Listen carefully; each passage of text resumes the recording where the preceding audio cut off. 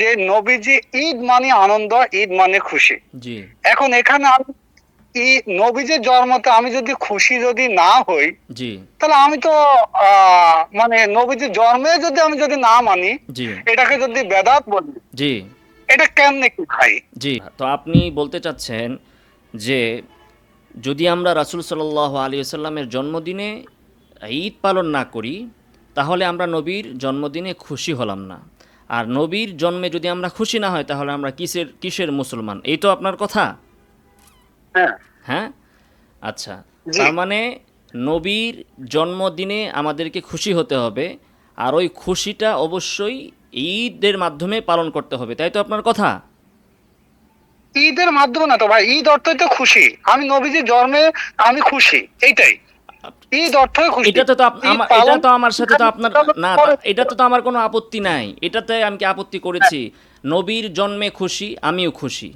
হ্যাঁ, এটাতে তো আমার কোনো তাহলে আপত্তি এই নাই। ঈদ, হ্যাঁ? এটাই তো ঈদ। এটা ঈদ। এইটাই তো ইয়ে, খুশিই তো ঈদ। বা আপনি তাহলে ঈদ নবীর জন্মে তো আপনার আমি আজকেও খুশি। তাহলে আজকেও কি ঈদ আপনার দৃষ্টিতে? আমি তো ১২ মাসেই নবীর জন্মে খুশি। হ্যাঁ, কোন আপনি ১২ মাসে এটাই ঈদ। আমি হ্যাঁ, আমি তাহলে এটা কোনো তাহলে আলাদা দিন কেন লাগবে? নবীর জন্মের খুশিকে আলাদা যদি দিন আপনি নাই তো ঈদ ভাই। বলেন, তাহলে ১২ই রবিউল আউয়াল ঈদে কেন ঈদ মিলাদুন্নবী ঈদ বানাইতে হবে? বার আমাকে ১২ রবিউল আউয়ালে ঈদ বানাতে হবে এটা না।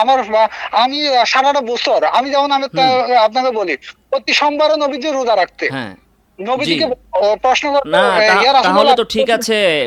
নবীর হ্যাঁ, জন্মে খুশি আমি হওয়ার জিজ্ঞাসা করি সাথে ভাই। আমাদের কোনো আপত্তি নাই। না, নবীর না ভাই, আমি জন্মের একটু শেষ সাথে করি। খুশি আমি হওয়ার শেষ কথা করি। শেষ করি না, আমারটা শুনেন।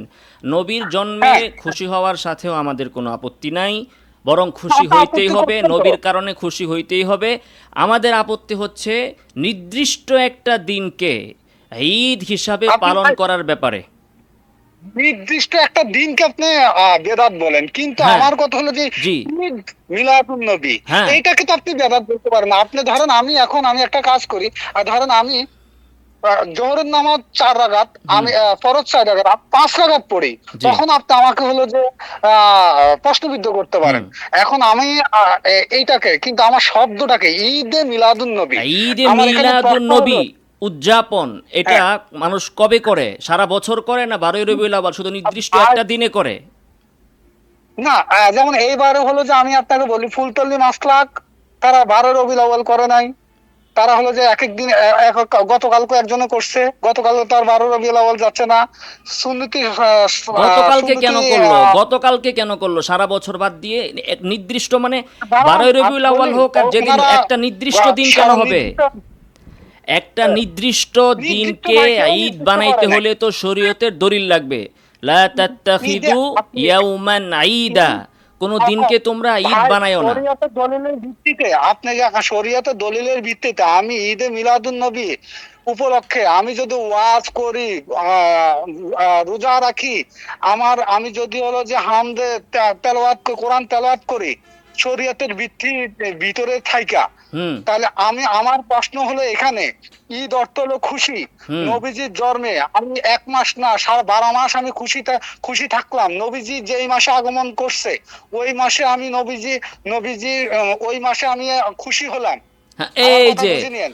ওই মাসে হ্যাঁ, আলাদাভাবে খুশি হওয়া এটা তো শরীয়তের ওই মাস দলিল লাগবে। ওই মাসে তো নবী, হ্যাঁ, ওই না না অবশ্যই এই তো শরীয়তে আপনি তো এখন প্রথম নবীজি, পয়েন্টে হ্যাঁ, আসছেন। হ্যাঁ, আপনারা শুনেন, এখন হ্যাঁ, আমার হ্যাঁ, কথা শুনেন। আপনি আসল আমার উদ্দেশ্যকে কথা তো গোপন করলে নবীজিকে, হবে না। আমার কথা আগে শুনেন, আপনার না কথা আমি শুনছি। আমার কথা শুনেন। নবীজিকে বিষয় রবির মাসে হচ্ছে আসেনি। আপনারা ১২ই রবিউল আউয়াল একটা নির্দিষ্ট দিনকে নবীর জন্মদিন হিসাবে উদযাপন করেন, যেভাবে একটা সাধারণ মানুষের বর্তমানে জন্মদিন পালিত হয়, এবং যেমন খ্রিস্টানরা ঈসা আলাইহিস সালাতু ওয়াস সালামের জন্মদিনকে কেন্দ্র করে একটা আয়োজন করেছে, আপনারা সেটাই করেন। হ্যাঁ, কিন্তু এখন প্রশ্ন করার সময় বলতেছেন যে সারা বছর করার সাথে কারো কোনো আচ্ছা আপত্তি আমি নাই। ওই দিকে বললাম, সারা আমি বছর ওই করার দিকে সাথে বললাম, কারো কোনো এখন আমি আপত্তি ওই নাই।